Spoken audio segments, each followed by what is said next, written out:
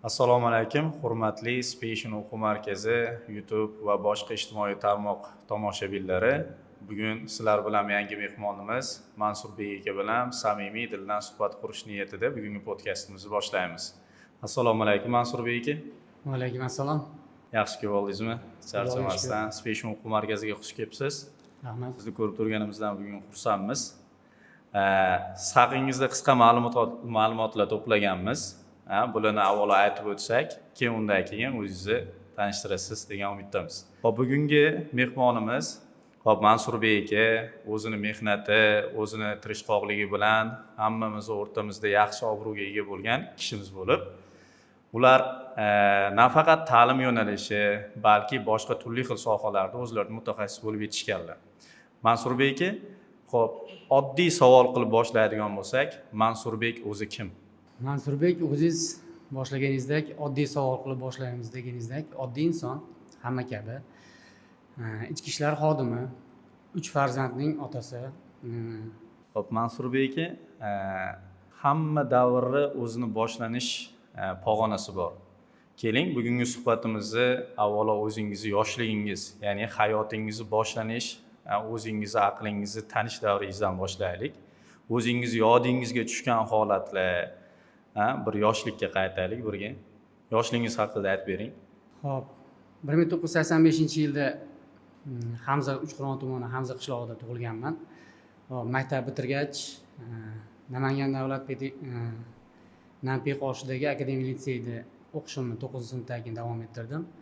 U yerda ijtimoiy fanlar yo'nalishini bitirib, tarix fakultetiga o'qishga topshirdim, Namangan davlat universitetiga va budjet asosida o'qishga kirdim. O'qishni bitirgach, yoshlikdan bo'lgan hammani, har bir o'g'il bolani orzusi kabi ichki ishlar xodimi bo'lishida orzuyim va ichki ishlar xodimligiga hujjat tayyorladim va ichki ishlar organi xodimi bo'lib faoliyatimni davom ettirdim. Ungacha 3 yil turli xil kollejlarda, maktablarda tarix fanidan dars berdim. Hozirda mana 13 yildirki ichki ishlar xodimiman, profilaktika inspektori bo'lib xizmatni boshladim. Hozir boshqa turli xil xizmatlarda, boshqarmada va boshqa xizmatlarda ishimni davom ettirib, hozirda ham shu xizmatimni davom ettirib kelmoqdaman. Hop, markazimiz, ya'ni Spation o'quv markazi rahbari, asoschisi Sherzodbek bilan bu podkastni boshlashliklaridan avval suhbatlashganda qaysi nomzodlarni tanlaymiz va nimani asosida tanlaymiz degan o'rtamizga bir g'oyani ilgari surdik. Bunda kimni olib kelamiz, kim bilan suhbatlashamiz? Sherzodbek siz maslahat berganda ingliz tili yo'nalishi bo'yicha katta yutuqlarga erishgan inson sifatida hamda o'zini qiyin, mashaqqatli hayoti, oila tashvishi va turli xil hayotda turli g'am, tashvishga to'la dunyoda bo'lgan insonni katta natijali, ya'ni ingliz tili sohasida B2 darajaga erishib va bu B2 daraja yosh tafovati 38 dan tepa yoshda shu natijaga erishganingizni aytishdi. Xo'p, keling, ya'ni biz o'quv markazimizni asosiy g'oyasi hozirda ingliz tili bo'lib turgani uchun, yoshlar, kuzatuvchilar ham aksariyati ingliz tilini o'rganuvchilar bo'lgani uchun, shu ingliz tilini o'rganishingizga nima sabab bo'ldi? Ya'ni nima turtki bo'ldi degan savolga javob bera olasizmi? Albatta. Avvalambor ushbu intervyuga taklif qilganingiz uchun rahmat. Sherzodbekka ham alohida rahmat aytaman.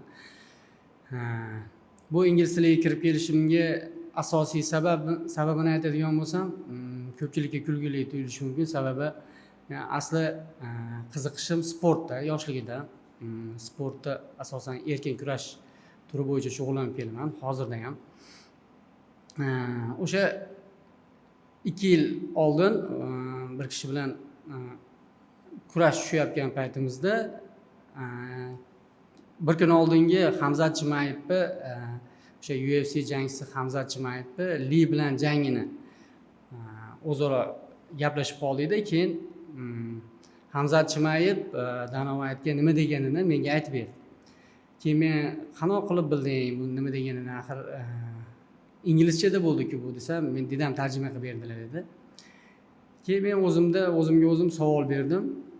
Nahotki shu inson ingliz tilini bilib turib, men bilmayman deb turib, o'zimni oldimga aniq maqsadni qo'ydim. 6-yanvar kunidan boshlab 5, ya'ni o'sha yangi yildan keyin, o'sha dekabr oyining oxirlari edi unda. Keyingi yildan boshlab, keyingi yil boshlanishi bilan ingliz tilini o'rganaman dedim. O'rganish o'sha oldimga maqsad qo'yayotganimda hech qanaqa narsani men o'ylaganim yo'q. Men shu yoshimgacha sportni targ'ib qilib kelaman. Hozirda ham endi sport yoniga ingliz tilini, nafaqat ingliz tilini, til o'rganishni targ'ib qilib kelaman. Targ'ib qilaman hammaga ham, hozirgi yoshlarimizga ham. Sababi bir gap borku, bitta tilni bilsang, bitta dunyoni bilasan. Ikkita tilni bilsang, ikkita dunyoni bilasan. Shu bo'lib 6-yanvar kunidan boshlab o'sha Namanganga birinchi boshlagan o'sha ingliz tilini boshlagan Namangan shahrida boshlaganman. Namangan shahriga o'sha qatnab o'qishni boshladim. Mashaqqatlarni o'ylamadim. Sababi yana bir sportsmen, o'sha internet orqali ko'rgan sportsmen bir gapini keltirib o'tmoqchiman. Siz ertaman yugurishni o'zingizga kechqurun ahd qilib turib, ertaman budilnikka soat 6ga deylik, 6ga qo'ygandan keyin turganingizdan keyin 6da turganingizdan keyin o'zingiz miyangiz bilan o'zingiz kelishadigan bo'lsangiz, siz u narsa sizni qaytaradi. Ya'ni shayton deydi-yu, nima qilasan, ertaman senga zararmi, undan uxlasang bo'lmaydimi? Yo'q. O'sha maqsad qilindimi, o'zimni oldimga hozirda ham prinsip qo'yib olganman. O'sha narsani qilmoqchimanmi? O'ylamasdan qilaman. Hamma gap birinchi qadamda. Birinchi qadamni tashladim. U yoqdagi mashaqqatlarni men tushunardim, bilardim, lekin o'ylaganim yo'q. Xudoga shukr, afsusda emasman. O'shandan beri keyinchalik o'sha Special o'quv markazida o'qishimni davom ettirib, Sherzodda o'sha o'quv markazining rahbari Sherzod teacherda o'qishimni davom ettirib, shuni boshchiligida individual darslarni olib o'qishni davom ettirib kelmoqdaman hozirgi kunga qadar. Xo'p, shu endi mavzuga kirganmiz. Ta'lim sohasi bu oson soha emas. Avvalo yoshi katta inson o'zidan yoshidan kichikdan ta'lim olishiga keladigan bo'lsak, juda qiyin. Chunki o'zimiz ham shu ta'lim sohasiga kirgan bo'lsak, yillar davomida hatto shunaqa vaziyatlar bo'lgan, o'zimizni maktabda ta'lim bergan ustozimizga o'zimiz dars berganmiz. Shunaqa vaziyatlarni ko'rganmiz, shu ustozimiz o'zi darsga kech qolib keladi. To'g'risi aytsam, maktabdagi ustozimni o'zim kursdan haydab yuborganman. Keladigan bu nima uchun? Ta'lim sohasi tartibga asoslangan. Xo'p, siz suhbatdan oldin gaplashdik. Sport asosiy kundalik hayotingiz bitta ajralmas qismi bo'lib qolgan.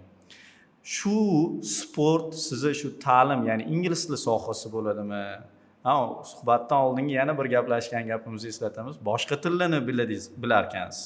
Shu sport sizga qanaqadir quvvat berdimi shu tillarni o'rganishga, tartibli o'rganishingizga? Albatta. Sport bu nafaqat intizom, nafaqat kuch. Bu siz har bitta o'sha sportda mashg'ulotni bajarayotganingizda o'zingiz bilan o'zingiz kurashasiz. Bu oson kechmaydi. Hamma o'sha Hasanboy Do'stmatov va Bahodir Jalolov 15 yillik mehnatidan keyingi yutuqlarini ko'rib turib, men ham sportsmen bo'laman, lekin uni ortida 15 yillik har kunlik o'zini yoshligidan, bolaligidan kechib qilgan mashg'ulotlarni hech kim o'ylamaydi. Sport o'sha bir ijtimoiy tarmoq orqali eshitib qoldim. SSR paytda mashhur shaxmatchi har kunlik 5 kilometrdan yugurganini va o'sha grudga 100 kilodan oshiq tosh ko'targanini. Ya'ni farzandlar o'sha yoshlarimizga yoki farzand tarbiya qilayotgan ota-onalarga bir narsani maslahat berardimki, hamma narsa bo'lsa sport bilan bo'lsin. Ta'lim o'rgatmoqchimisiz? Sport. Avvalambor sport. Keyin o'sha ingliz tilimi yoki matematikami yoki boshqa bir IT sohasini olaylik. Yoki qaysidir kasbga bermoqchimisiz? Sport. Chunki sport sizni eng avvalambor chidamliligingiz o'sha sizni sportdagi chidamliligingiz, o'sha intizomga rioya qilishingiz o'sha har bitta sohada yordam beradi. Siz farzand tarbiya qilayotganda yoki o'zingizni tarbiya qilayotganingizda bitta yo'nalishga tayanib qolishni xohlamayman. Tavsiya bermayman. Sababi bir xil insonlarni ko'radigan bo'lsangiz, faqat ta'lim yo'nalishidan ketadi, jismoniy tomondan nosog'lom bo'ladi. Sport har qanday kasallikni oldini oladi. Eshitishim bo'yicha 13 xil rak kasali bilan kasallangan bemorni o'sha rak kasalini oldini olar ekan va 3 xil shu rak kasalini 3 turi bilan kasallanganini tuzata olar ekan sport. Ijtimoiy tarmoqlarda ko'ramiz, 60 ga 70 ga kirib ham o'sha sog'lom hayotni sport bilan davom ettirayotganlar. Yoki maslahat bermayman, faqatgina sportga, farzandingizni sportga. Unda aqliy jihatdan, uni o'sha dunyo qarashi torayib qolishi mumkin. Ikkala tomonni ikkala tomon teng olib ketishini tavsiya beraman. O'zim ham hayotda shu narsaga intilaman. Bu gapingiz bilan demak, hamma narsani o'z me'yori bor. Sportda ham o'z yo'li, ta'lim yo'nalishini ham o'z yo'li. Ya'ni ikkalasini tarozi ikki pallasi bo'ladigan bo'lsa, bir pallasida ta'lim, bir pallasida jismoniy quvvat. Ikkalasi qachon muvozanatga erishadi va shunda keyin yuqori natijalarga erishish mumkin. Birini biri to'ldirib turadi. Men hatto kitoblar o'qiganda ko'p narsalarga guvoh bo'lamiz. Ali desa, ko'pchilik Ali roziyallohu anhuni tushunadi. Xo'p, shu kishini ko'pchilik ilmni eshigi deydi. Lekin tarixni surishtirib borsangiz, u jangda o'zidan 2 barobar, 3 barobar keladigan insonlarni yenggan. Ta'limga yo'nalishga keladigan bo'lsa, o'zimiz matematika sohasi ustozi bo'lganimiz uchun matematikada shunaqa qiyin topshiriqlarga o'ta oson yechim bergan. Shu paytgacha anaqa yechimni kuchli matematika ham bera olmaydi. Ya'ni diniy sohada ham yetakchi, jismoniy ham yetakchi, ham ilmiy yo'nalishda ham yetakchi. Bundan men shunga xulosa qilaman, demak bizni hozirgi qilayotgan xatoyimiz, bitta narsaga ko'p urg'u berib yuboryapmiz, ikkinchisini tashlab qo'yamiz. Shu bo'lyapti. Endi keyingi savolimizga o'tadigan bo'lsa, hozirgi asosiy bizni kuzatuvchilarimiz 15 yoshdan 25 yoshgacha oralig'idagi, ya'ni yoshlar kuzatadi bu podkastimizni. Shuning uchun asosiy yoshlarga urg'u berish, yoshlarga tavsiya berish, ularni kelajagidagi hayotidagi ozgina adashuvni ham biz to'g'rilolsak, shu manfaatli bo'ladigan savollarni berish niyatidamiz. Hozir beradigan savolimiz, hozirgi ota-onalar farzandlarini tarbiya qilishdi. Ya'ni tarbiya degani bu faqat xulqi, boshqa narsasi emas, aqliy narsalarda nimada adashishyapti, ya'ni nimalarni inobatga olishmayapti, bolasini istaklarini nimalarga e'tibor berishmayapti va o'zlari xohlagan sohalarga yo'naltirib olishyapti. Shuni kelib chiqishi nima va siz ota-onalarga nima maslahat berasiz? Endi ko'pchilik o'sha farzandini qiziqishiga qarash kerak deydi. Hammada turli xil fikrlar mavjud. Lekin yosh bola o'zi har narsaga qiziquvchan bo'ladi. Qaysi yo'nalishdan ketishini bilmaydi. Men ota-onalarga tavsiyam eng avvalambor o'sha farzandini nazorat qilish. O'sha to'g'ri yo'nalishga yo'naltirib qo'yish. Farzandga qo'yib beradigan bo'lsangiz, har narsaga qiziqadi. Hozirgi nazoratsiz bolalarni ko'radigan bo'lsak, masalan, PUBG o'ynashini yoki har xil taksakaman bo'lishini. Asosan nazorat qilib ham o'ta nazorat qilib turib, uni mustaqil fikrlashini to'xtatib qo'yish emas, o'ziga erkin qo'yib berish kerak. Lekin o'sha bitta yo'nalishga yo'naltirdimi, masalan, ingliz tilini o'rganishga yo'naltirdimi, o'sha keraksa ingliz tili o'qituvchisini kimda o'qiyapti, o'sha darsda qanday o'qiyapti, nima kamchiliklarga yo'l qo'yyapti, u hozirda kimlar bilan do'stlashyapti. Haligi bir gap borku, do'stingni ayt, seni kimligingni aytib beraman degan. Xuddi shunga o'xshab, asosan to'g'ri yo'nalish. Uning uchun ota-onaning o'zi ham o'shanga yarasha ilmli, o'shanga yarasha bilimli bo'lish kerak. O'sha tushuncha bo'lish kerak. Ya'ni qush inida ko'rganini qiladi deganda, bola hozir 3 ta qiz farzandni tarbiyalayapman. Kattasi 3-sinfda, keyingisi keyingi yilga 6 yosh, keyingi yilga anaqada chiqadi. Hozir eng kenjamam opalarini o'qiganini ko'rib turib, men ham katta bo'lsam maktabga chiqaman, men ham ingliz tiliga boraman. Muhit, avvalambor o'sha muhitni yarata bilib berish kerak ota-ona. Ana o'shanda o'zi orzu qilgan, o'sha kelajakda yetuk, o'zi havas qilgan farzand bo'lib yetishadi. Ta'lim sohasida yurgan odam baribir fikrlari boshqacha bo'ladi. Ta'lim sohasida ikkita odam birga bo'lib qolsa, kerak bo'lsa soatlab suhbatlashsa bo'ladi. Xo'p, ingliz tili sohasi haqida qisqacha o'zi asli taassurotlar juda ko'p. O'rganishning tizimi qanday bo'ldi, uyda vazifa qilish qanday bo'ldi? Misol uchun farzandlaringiz bor ekan, 3 ta. Farzandlar misol uchun biz ham bitta farzand otasimiz, lekin vaqt kelsa uyga borganda vazifa qila olmaymiz. Ya'ni farzandimizga qarash kerak, ozgina yordam berish kerak. 3 ta farzandning otasi bo'lib turib, 40 yoshga yetganda ingliz tilidan B2 level olish. Ya'ni uyda vazifa qilish qanday bo'ldi? Yoki ishxonada qildingizmi vazifalarni? Ichki ishlar xodimi bo'lib turib, davlat idoralarida ishlab turib, bu ishni o'zi eplashi o'zi iloji yo'q.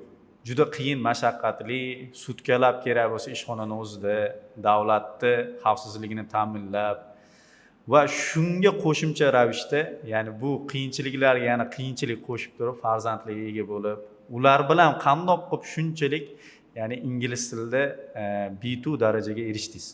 Boshdan boshlaydigan bo'lsak, bu Special o'quv markaziga, ya'ni Sherzodga kelgunga qadar men ochig'ini aytadigan bo'lsam, 4 ta teacherda o'qiganman. Har bittasida menda ulardan meni ko'nglim to'liq to'lmagan. Keyin men Namangan shahriga borib 40 kilometrga kun ora qatnab o'qiganman boshlanishida.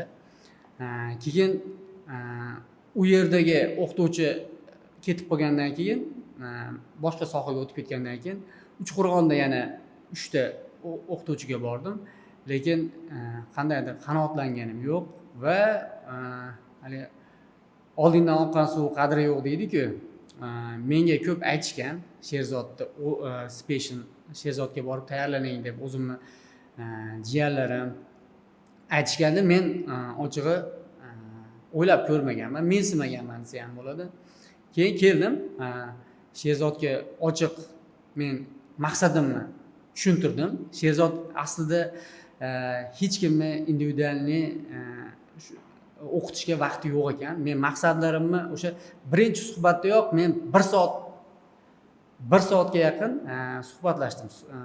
Sherzod mening gaplarimni eshitib, meni maqsadlarimni eshitgandan keyin bo'ldi, falon oydan shug'ullanishni boshlaymiz, ungacha mana kitob o'qib kelasiz dedi. Vaqt qisqa bo'lishiga qaramasdan, Sherzodda individual o'qish maqsadida uni ishonchini qozonish uchun o'sha kitobni o'qib tugatib, ichidagi so'zlarni yodlab keldim. Sherzodga kelguncha ozgina menda ingliz tili haqida tushuncha bor edi. Ya'ni o'sha 500 ta so'z yodlagan, grammatikadan ozgina bilgan. Ana undan keyin Sherzodda o'qishni boshladim. O'sha Specialda o'qishni boshladim.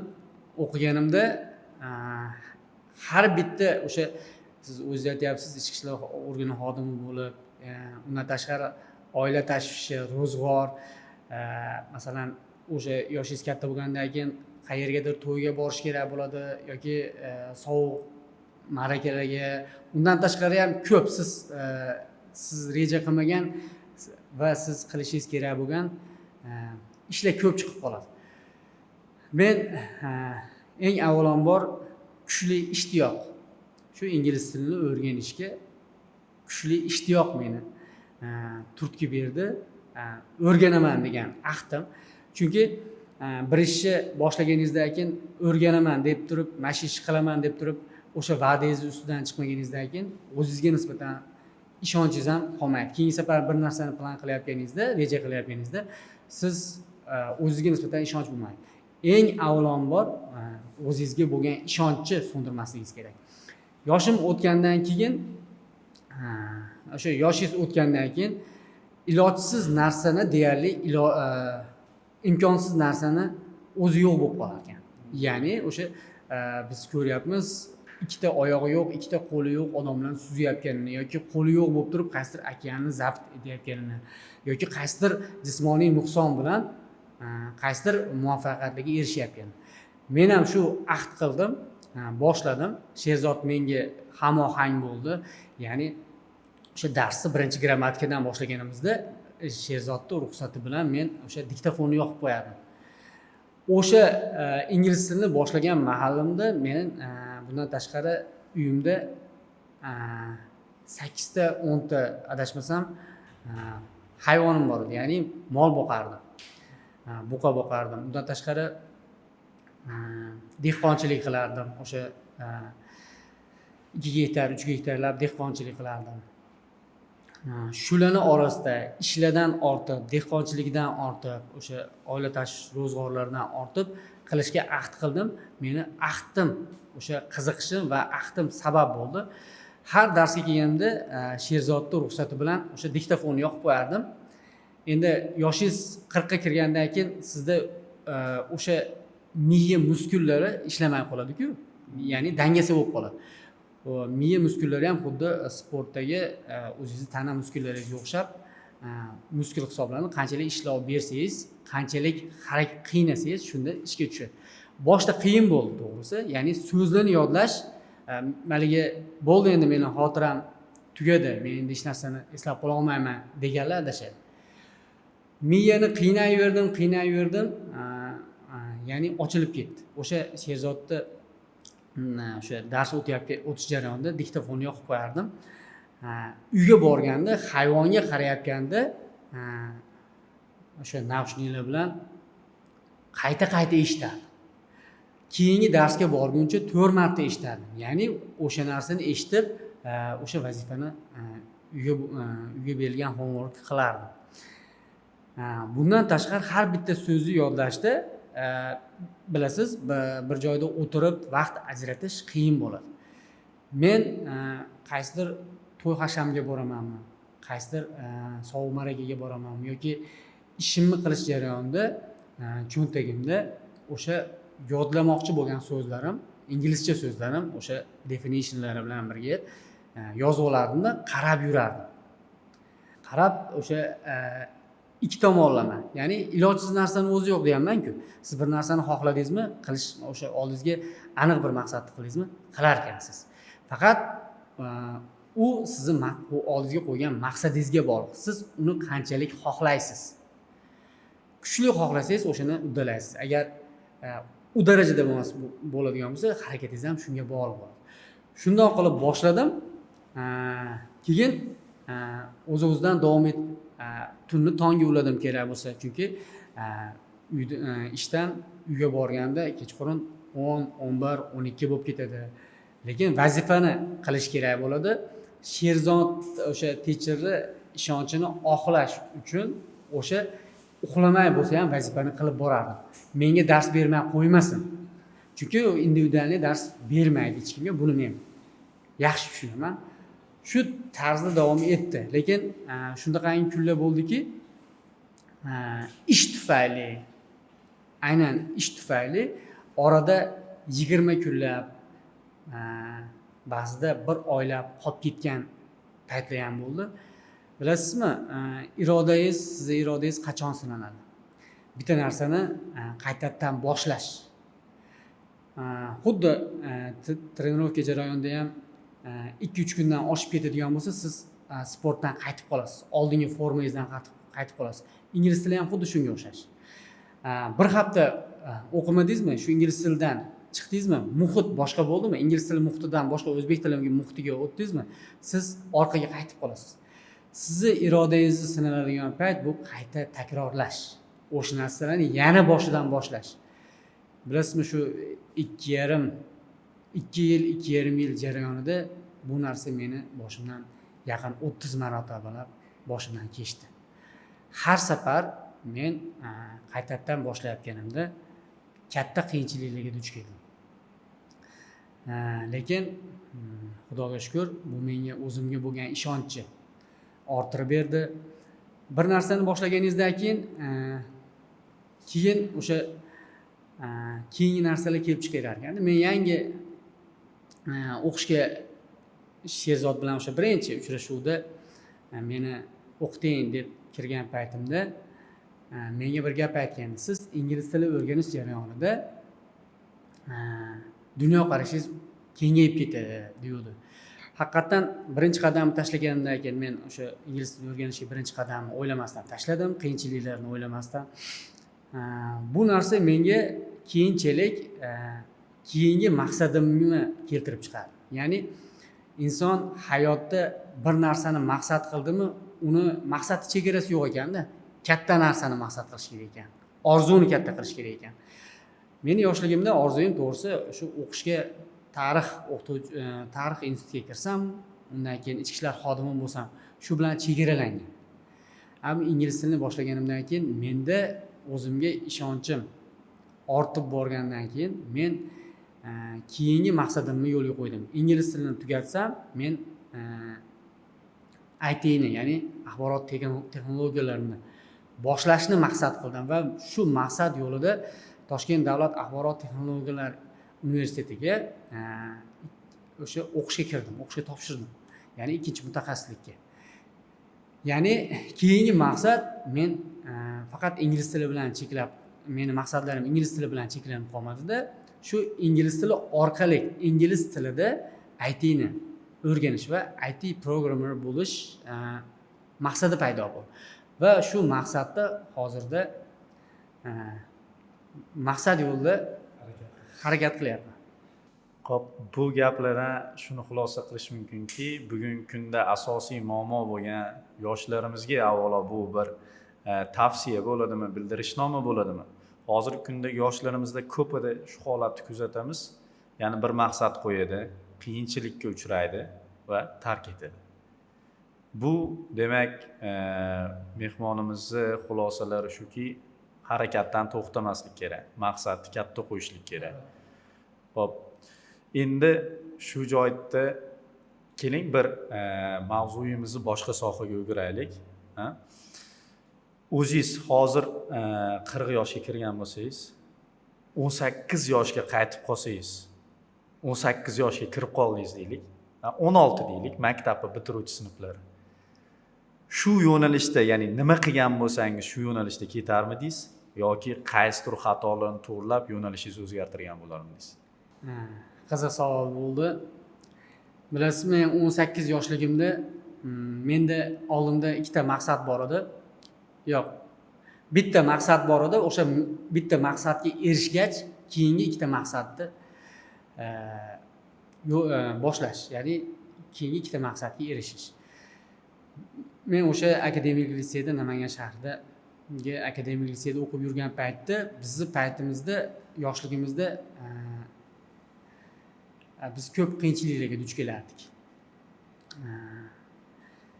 Ayniqsa sport sohasi kerak bo'ladigan holatlar ko'p bo'lgan. Ya'ni bizni yo'limizni to'sadigan, qishloqdan kelgan bolalarni shaharda yo'lini to'sadigan, haligi ko'cha tili bilan aytadigan bo'lsa, go'stoplar ko'p bo'lgan. Shunda maqsad qilganman, xudo xolasa institutga kirib olsam, chunki abituriyentning birinchi maqsadi o'qishga kirib olish-ku, budjetga kirib olish. Ota-onasini qiynamaslik uchun kontrakt asosida emas, budjet asosida o'qishga kirish. O'qishga kirib olsam, men birinchi o'rinda sport kuchaytiraman degan maqsadni yo'lga qo'yganman. Keyingi maqsadim rus tilini o'rganish bo'lgan. Rus tilini o'rganish bo'lgan sababi o'sha biz yotadigan yotoqxonaning oldida chiroyli rus qizlari kelib turib, bizdan mehmonxonadan so'raganda biz o'shanga rus tilida javob bera olmaganmiz. Ya'ni men rus tiliga javob. Keyingi maqsadim o'qishga kirgandan keyin keyingi maqsadim rus tilini o'rganish.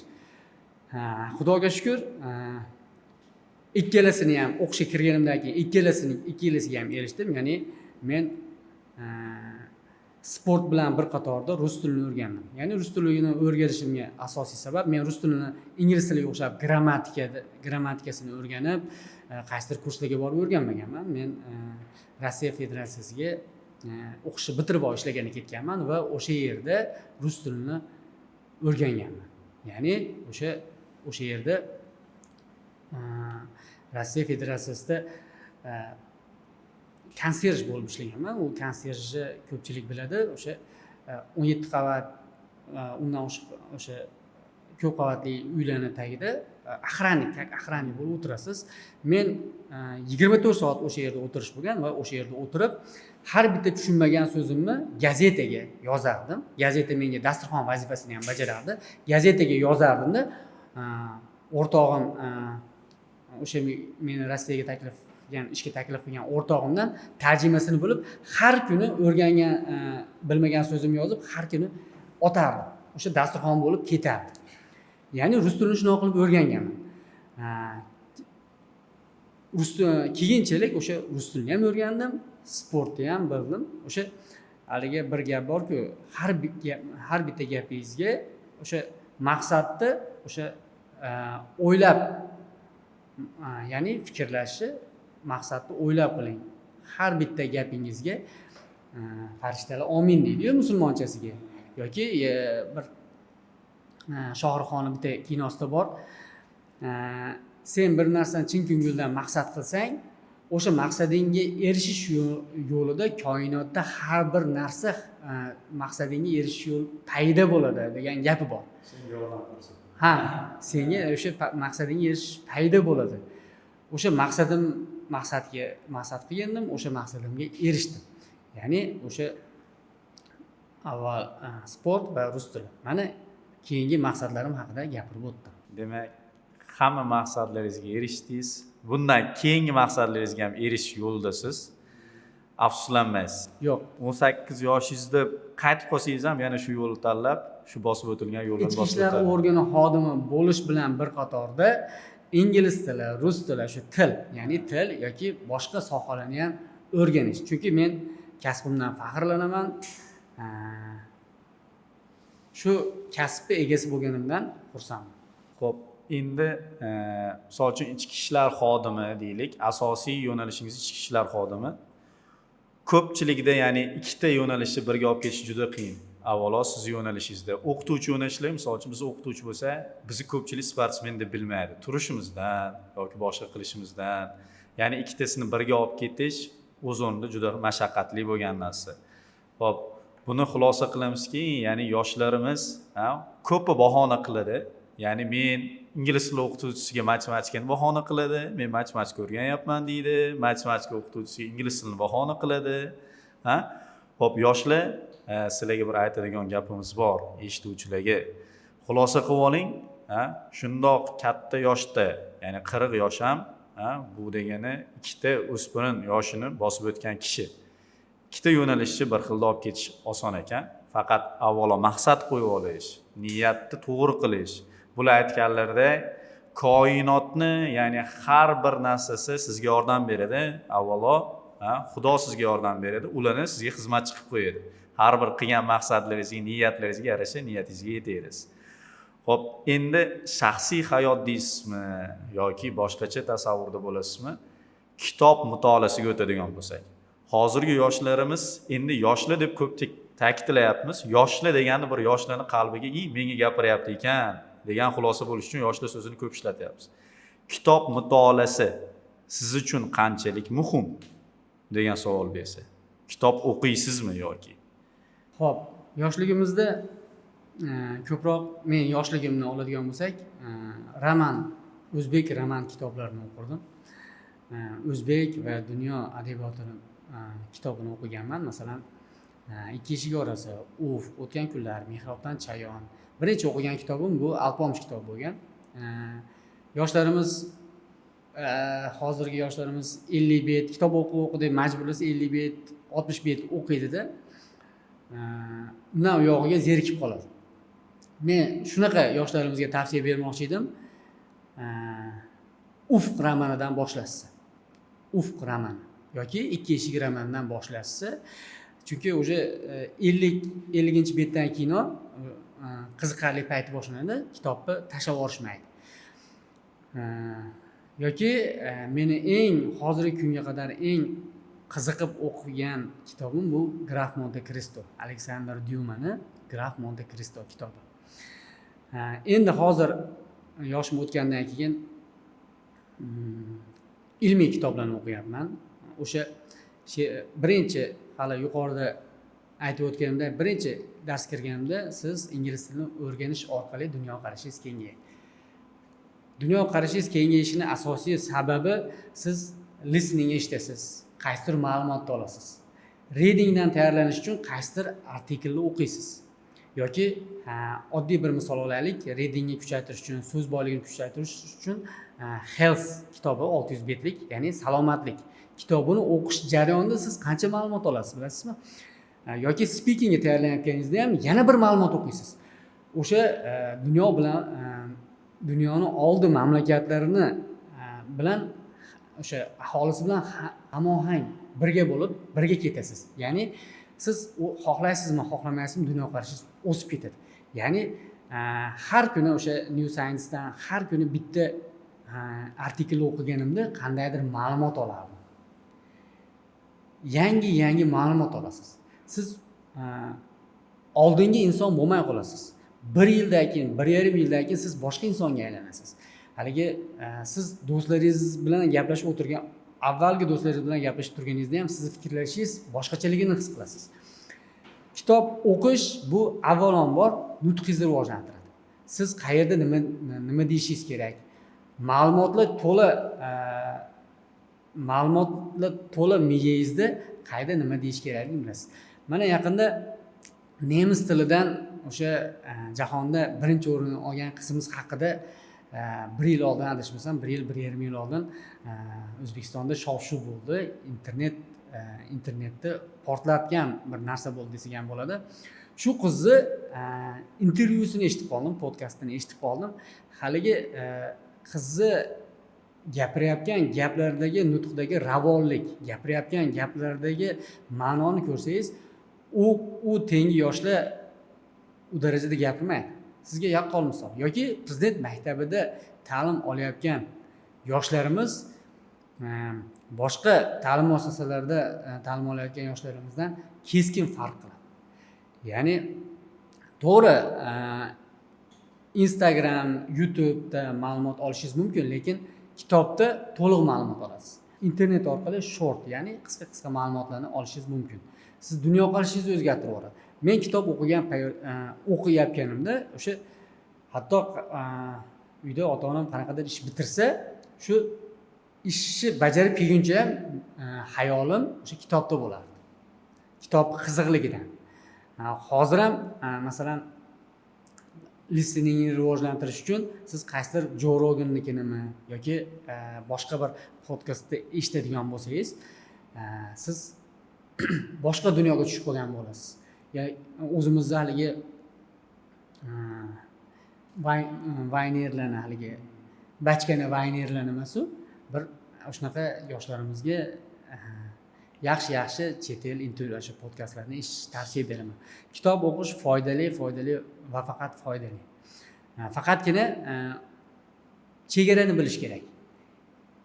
O'sha ilm bilan hayotda chegarasini, me'yori bilib turib, bir xilda olib ketish kerak. Kitob o'qish kerak ekan deb turib, faqatgina kitobga yotib olib, ertamandan kechgacha kitob o'qish degani emas.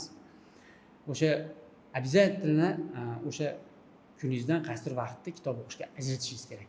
Ilm olishga, ma'lumot olishingiz kerak.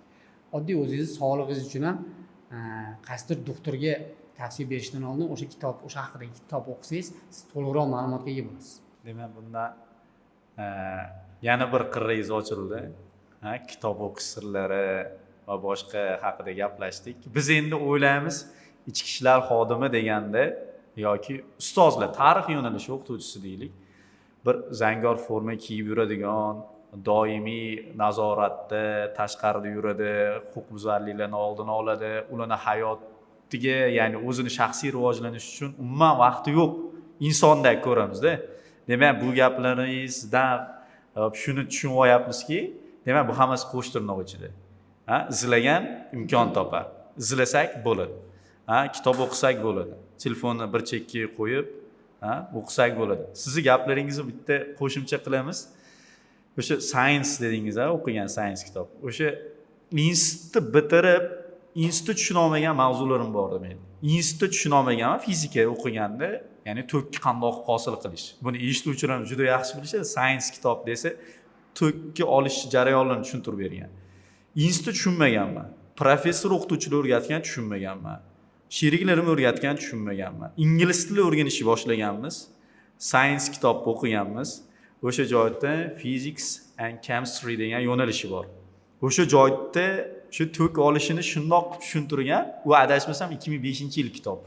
Men institut o'qiyotgan yilim 2016-yil bo'lgan. 2005-yil kitobda oddiy tushuntiryapti. Ko'rgan odam, ya'ni 5-sinf bolasi bemalol tushunadi.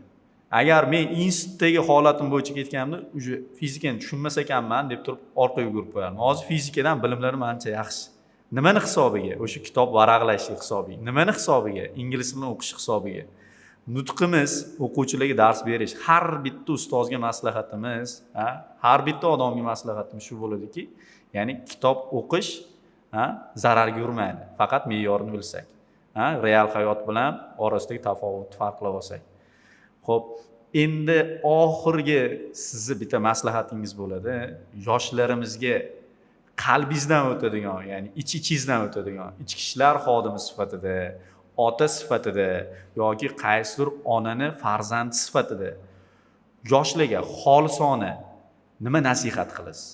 Boya aytib o'tganimda sport bilan shug'ullaning va til o'rganing. Tilni ham ingliz tilini o'rganishlarini tavsiya beraman. Sababi internetda biz olmoqchi bo'lgan ma'lumotlarning 56% ingliz tilidagi ma'lumotlar tashkil qiladi. 14% rus tilidagi va qolgan foizlarni qolgan tillardagi ham o'rganishga imkoniyatlar ko'proq shu tilda. Bir ingliz tili jahon tilida. Mana bir sizga misol qilib aytib beradigan bo'lsam, may oyida Tailand qirolligiga sport yo'nalishi bo'yicha musobaqaga borib keldim. O'sha yerda til bilganim uchun umuman qiyinchilikka duch kelmadim.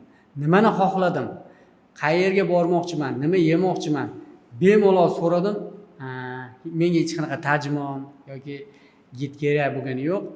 Xohlagan ishimni qildim. Haqiqiysiga chetga sayohatga chiqish bir narsa bo'lsa, chetga sayohatga chiqib o'sha ingliz tilini bilish bu ikki narsa.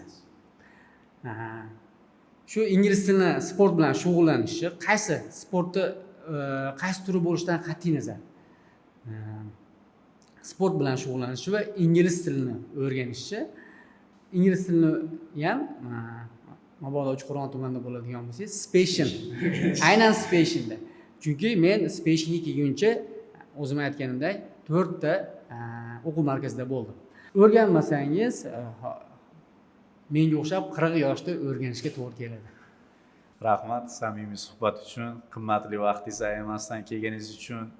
Xo'p, savollarda kamchiliklar bo'lgan bo'lsa, sharoitda kamchiliklar bo'lgan bo'lsa, biz bir xato qildik deb tushunib qo'yasiz biz o'zimizni. Lekin juda xursand bo'ldik. Bugun birinchi marta ko'rishimiz bo'lsa, ya'ni katta yoshdagi insonlar sifatida o'zimiz xulosa qiladigan, juda katta ibrat oladigan gaplarni gaplashdik. Xo'p, rahmat Mansurjon aka. Xo'p, keyingi suhbatlarimizda nasib qilsin, yaxshi natijalar bilan Xudo xolasa o'sha IT sohasi programmer bo'lib, ya'ni senior programmer deydimi? Shunaqa darajalarga erishganingizda, Uchqo'rg'onda shu xavfsizlik tizimini eng mutaxassisi Mansurbek deganda yana suhbatlarga chaqirishni Alloh o'zi nasib qilsin. Rahmat kattakon, qimmatli vaqtingizni ayamaganingiz uchun. Rahmat kattakon.